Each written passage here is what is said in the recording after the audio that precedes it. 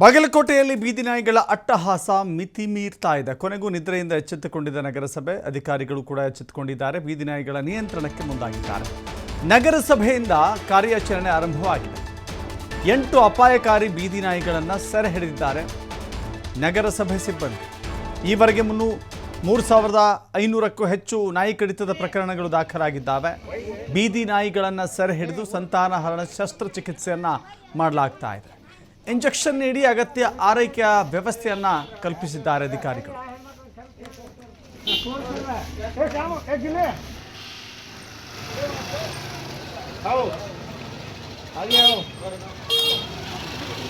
आगे चलो।